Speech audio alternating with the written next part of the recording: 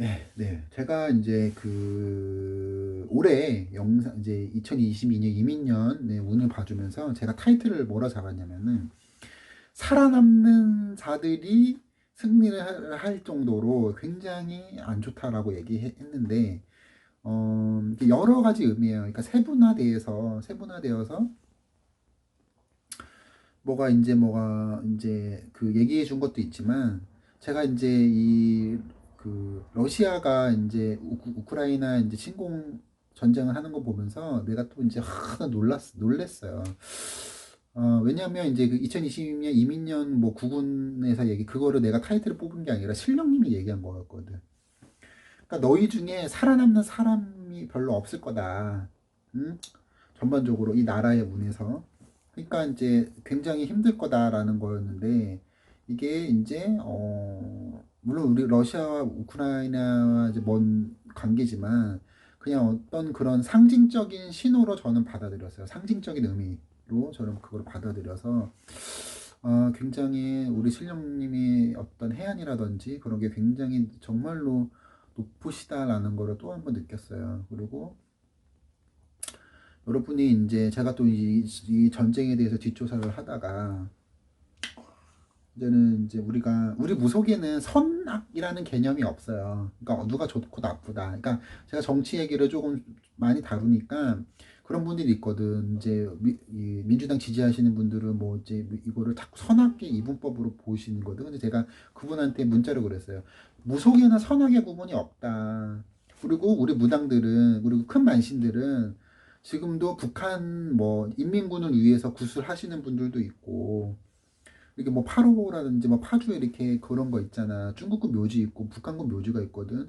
거기에서 공연할 그분들이 있어요. 그럼 그분이 빨갱이일까요? 빨갱이 아니란 말이에요.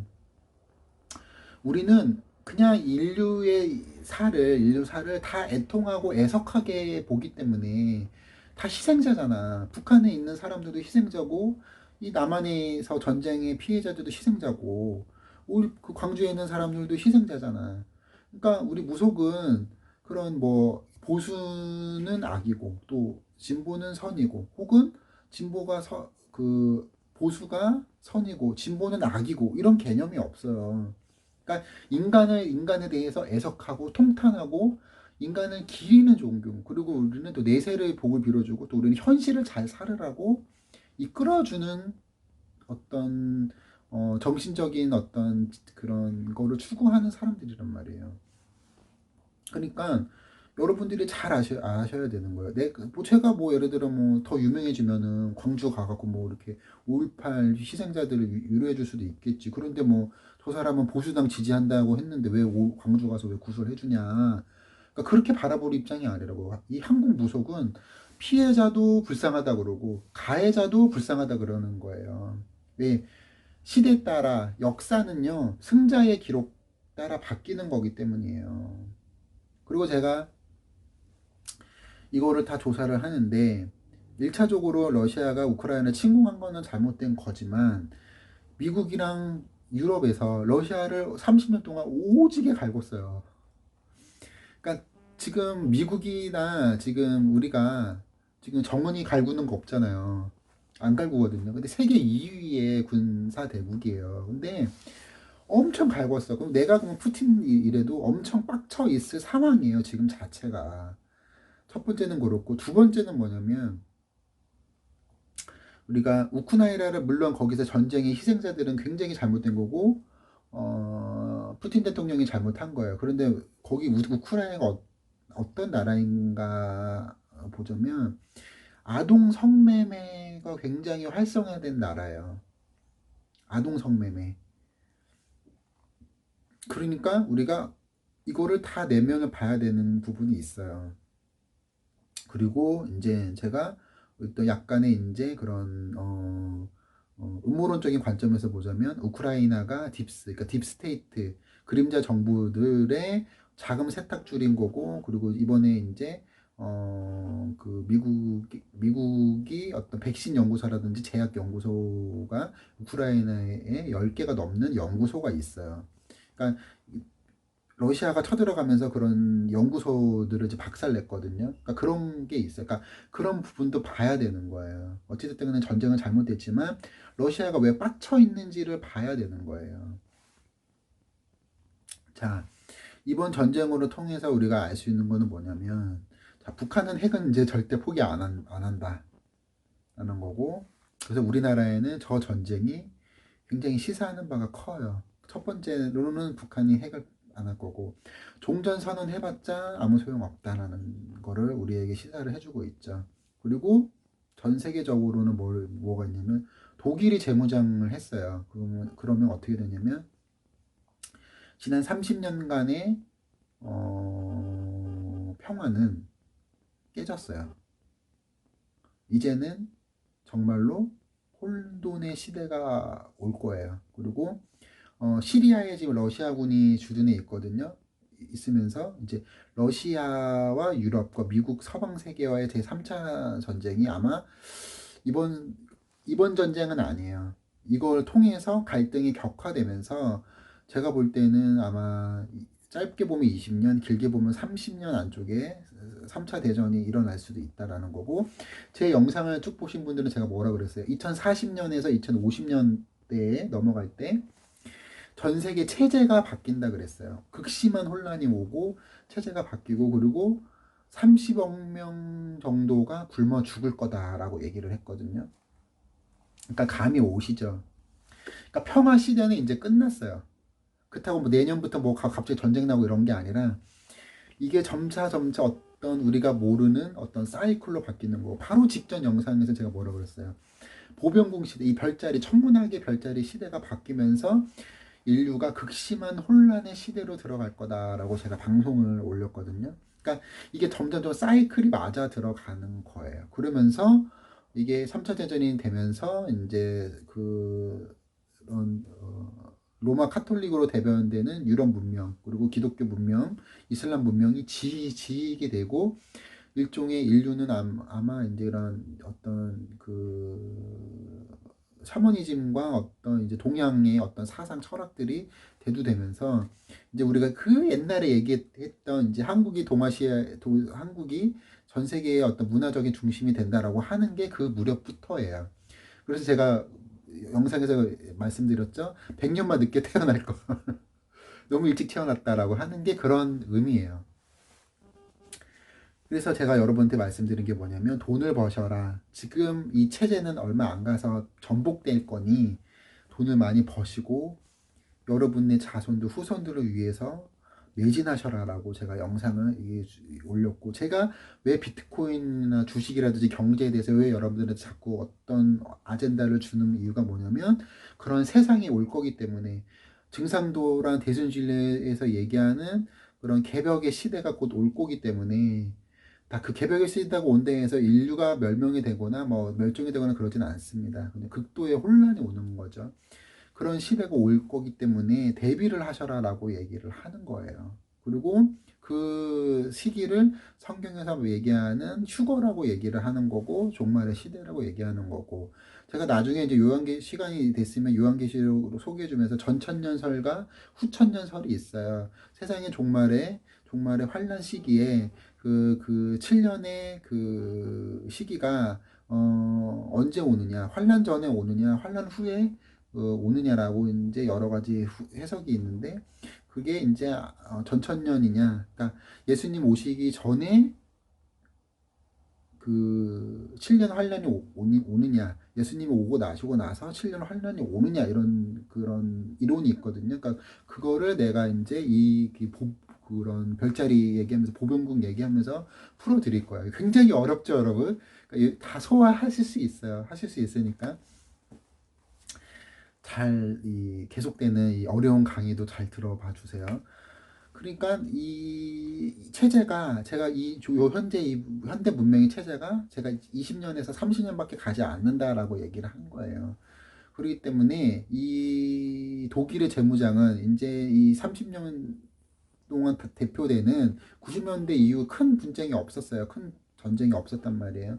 되는 평화 시계가 깨지는 거고, 독일이 재무장하면서 러시아는 그런 압박을 받게 되는 거고, 러시아가 아마 붕괴하기 직전에 경제적인 거로 붕괴가 더 가속화될 텐데, 그때 아마 석유 패권, 그 패권이 이제 시리아와 이스라엘에 있습니다.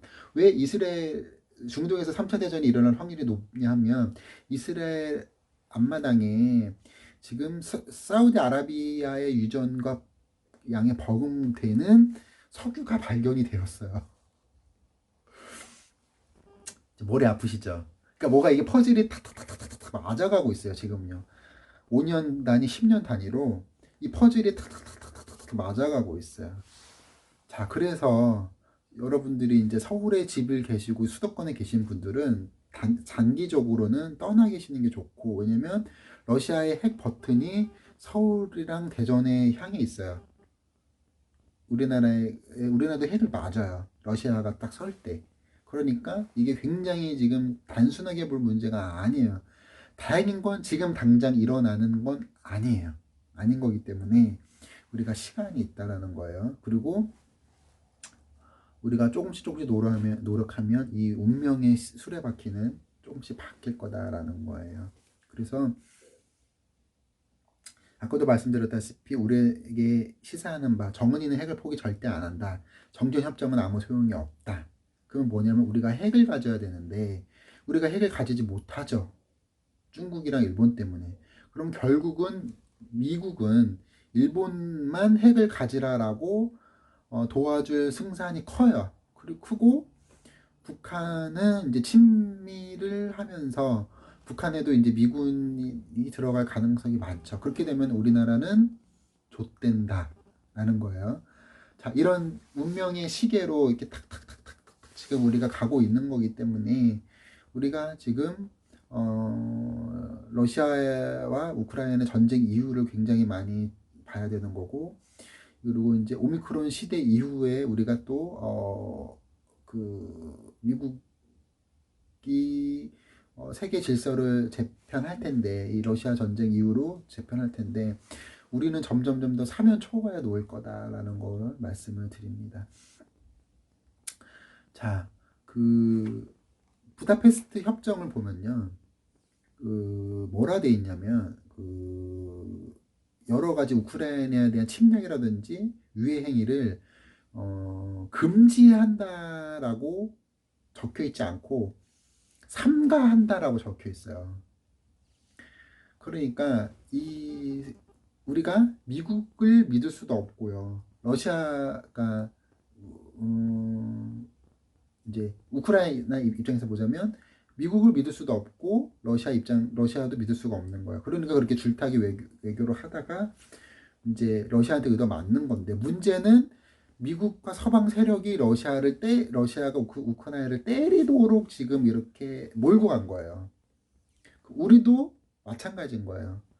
우리가 무리하게 지금 정전 협정을 우리가 추진할 필요가 없어요. 왜냐면 그런 류의 문구가 들어갈 거기 때문에. 예? 왜냐면 지금 미국이 이 정전 협정을 확실하게 지원해주는 입장이 아닌 거기 때문에 우리가 지금 정전 협정은 무리하게 할 필요가 없어요.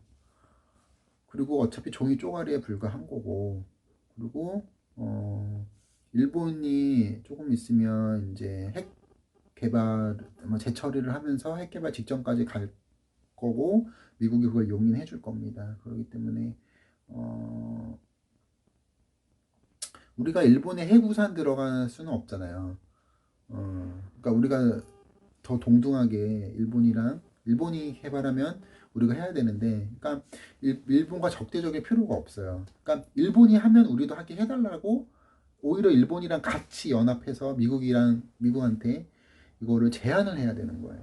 그러면 아마 이제 일본이 핵 개발을 하고 그 핵을 한국에 공유를 해준다는 식으로 아마 갈 수 있는 시나리오가 제일 좋거든요. 우리나라 단독으로 핵 개발해 주는 건 안 돼요. 그런데 미국이라든지 일본의 핵을 우리나라에 둔다라는 걸로 아마 이렇게 가야 돼요. 그러니까 지금 정전협정이 먼저 되면 안 되고, 정전협정 되기 전에 일본이 핵 개발을 핵 물질에 대해서 미국이 재처리를 하게 해주면 우리가 그거를 관해서 한국도 공유하게 해준다. 그래서 한국도 개발을 하게끔 해준다라는 어떤 문서를 먼저 받아낸 다음에 정전협정을 가야 되는 거예요. 자, 어, 그렇게 되지 않으면 결국은 어영부영한 상태가 되면은 러시아를 미국이 러시아 3차 대전이 분명히 나거든요. 러시아를 조진 다음에 그 다음에 중국을 같이 조져야 그러면은 북한은 친미 정책을 한다고요.